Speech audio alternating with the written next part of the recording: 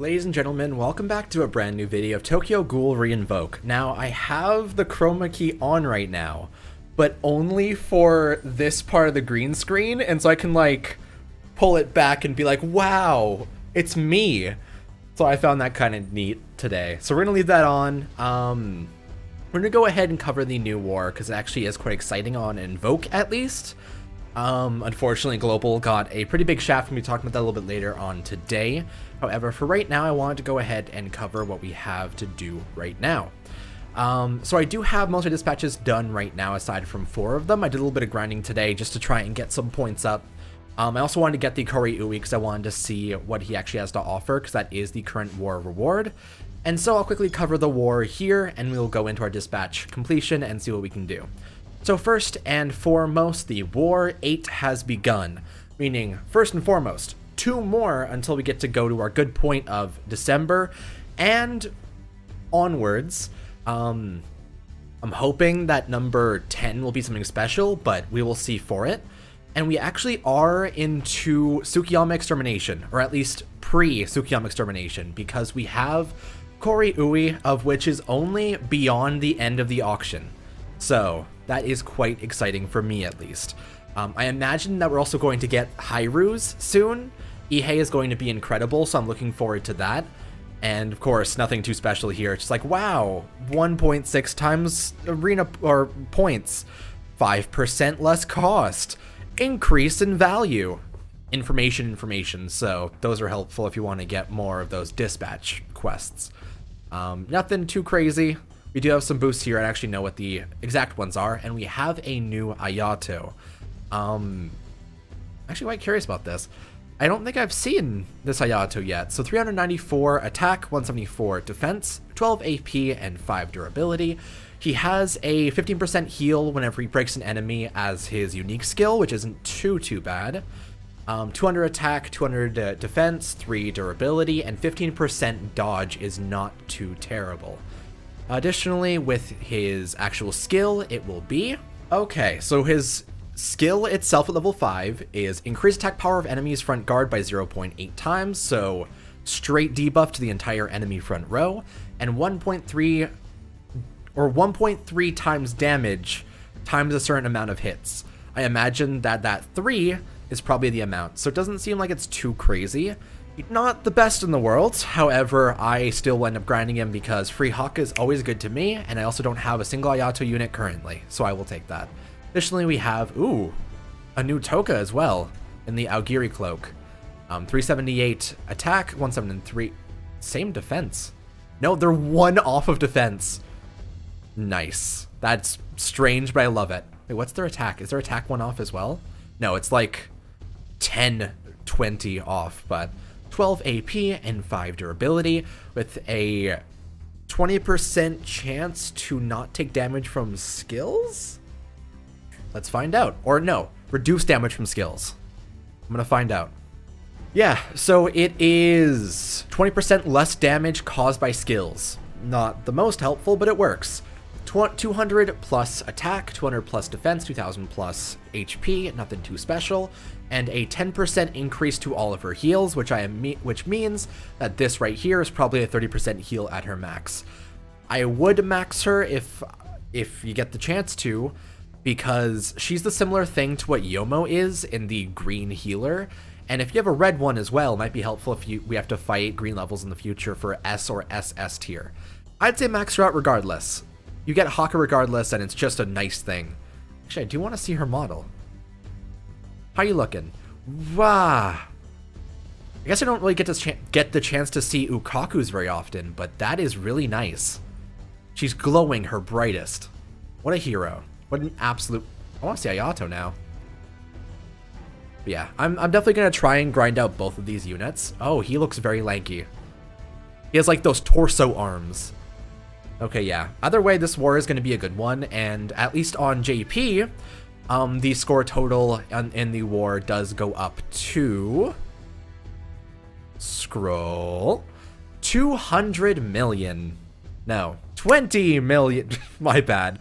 20 million in total, so we are able to go ahead and grind out as much as we want to, and God knows I will be doing so whenever I'm able to. Additionally, we do have a little bit more news here in the fact that we have this new Arata Boys level. We're going to try to get this on dispatch today because I do want to fight them.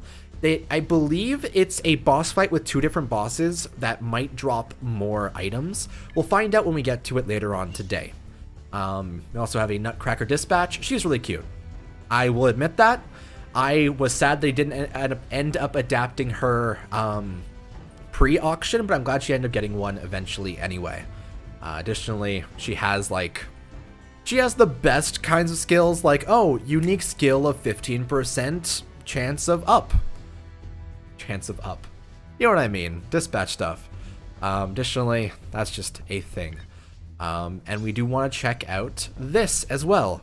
So, I am unsurprised by the fact that they dropped the Owl again, because his skill synergizes one of the best ways with the new Koma and Irimi, in the fact that he needs his AP to do more damage. They even released a fucking video on Twitter being like, hey dude, look how good the Owl is with both of the new Fest characters. Don't you want to pull for him as well?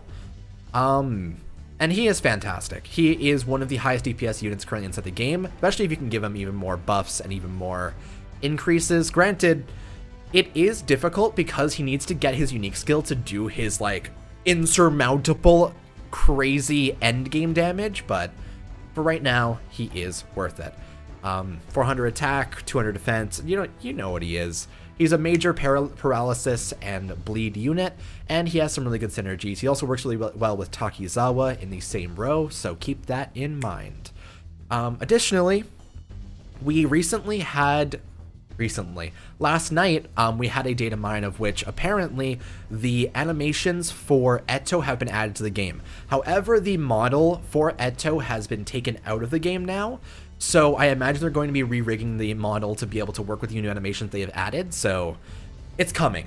It is definitely coming, and they are trying to prepare for the fact that she is a bigger unit and she needs something special for herself. So they're definitely putting some extra effort into making Eto herself, but it's definitely going to be something incredibly fun when they do drop it.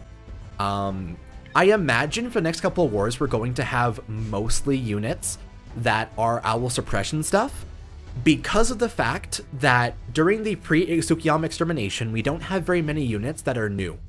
They're adapting the Kore-ui inside the point rewards as a dispatch, but before Tsukiyama extermination actually starts, we don't really have that many that aren't dispatches. We don't really have any fights aside from, like, the entire Quink squad versus the white suits. We're not going to adapt the white suits into premium banners, unless they do and I'm blown up on stream, but we'll see. There's just not a heck of a lot they can adapt during the time, so I imagine we're going to get framed out Urie sometime within the next couple of weeks. Then we're going to get some more owl suppression stuff. Likely you're probably going to end up getting a dispatch Hyrule sometime soon. I'm betting on it. And then into December, I imagine we're going to be starting to work further and further towards getting that fancy old time that is the birthday Arima, birthday Kaneki, and Tsukiyama extermination, which will have playable Hyru's. It'll have maybe a Takeyomi finally. What else is inside Tsukiyama extermination? Noro Fess, Nushirazu with the haircut, Psycho Kagune. Fucking, there's a whole heck of a lot they could end up adapting throughout that entire arc. It's just a matter of the build up towards it did take 2 or 3 episodes, so I imagine they're going to take their time with it. So we will see. We're definitely going to get a Kanae sometime soon as well, probably with the mask from the garage battle, but that is going to be exciting. But right now, though, I am going to go ahead and try to finish off all these dispatches and see if I can get an Arata Boys level, and I will see you in 1 second. Oh, so I got the Toka, so at very least we actually have a battle to fight, but can I get Arata Boys anyway? That'd be fun. Okay, so these are the final 2 dispatches I can do, and I don't believe we're going to end up getting Arata Boys just yet, unfortunately. However, we're going to be able to tear through that Toka raid we did in getting fairly handedly, and so that works out for me quite well. Oh, we got the Amon as well. I think I already have it maxed out, though, so I don't think it's going to matter. For right now, at least, we're going to go tear through. I also want to just complete these. We're gonna go tear through this whole good time. Alrighty, so what ward is she in? Not 16. Nope. 11. Okay, cool. So we are just gonna go do A rank, and I suppose, you know what? I am quite keen on an all Heisei front row, because it actually makes a lot of sense. Because Ghoul Heisei has a killer for ghouls, and he has a killer for red. Premium Heisei buffs, and Black Reaper does pretty well. Let's go do it. Alrighty.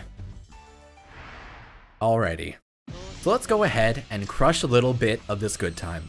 Now, first and foremost, the goal is going to be to... See, I should probably charge up the other 2 Heiseis first before Black Reaper. Because if Black Reaper gets a break, he buffs himself and... Oh, wow. We have a rando Nishiki. How's it going, dude? Here, I'm gonna get Black Reaper's skill ready, and then just gonna go all the way in like this. Actually quite keen on just going for that. Perfect. And we'll save my Ghoul Heisei skill for the final boss. Perfect. And now, it's actually really easy, because the second wave is especially just a random Nishiki. Not even that bad. Here, we'll do an instant 10 combo, which is always helpful.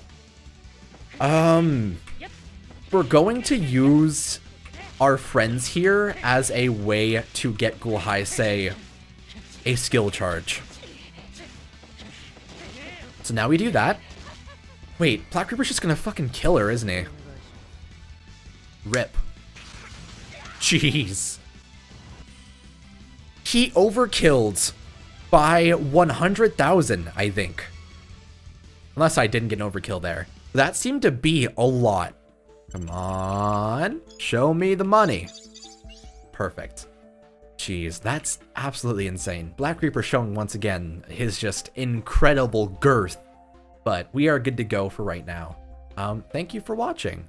This war is going to be a very exciting one because there is quite a bit to grind. And like, at least on JP, things are going to be quite fun. I'm kind of sad they didn't have a level of Koma and Irimi, but I can excuse that because the Arata boys have their own level. I'm looking forward to grinding that when it does come around. Actually, we're already up to 1,000,000 points. How about that? So it is currently 12 for me. I have an appointment in an hour and a half, but I'm going to try to use my time while even editing this video to grind up some more and try and get that token a little bit more maxed out. And likely we're going to try and do some more grinding later on today as well. I want to try to prioritize and make my time good to go. Been feeling kind of meh recently, so I'm trying to pick myself back up and do things good. Also, gacha tickets. Why not, right? Because either way, even if you don't get anything off of it, you can still sell it for good RC points. Thank you for watching. I'm trying to get back in the habit of like, I don't know, I felt very anxious recently last couple days, so I'm trying to get more in tune with what I want to do. So we'll get there. Either way, thank you for watching, take it easy, and enjoy the war. That's fucked up, isn't it? That's okay.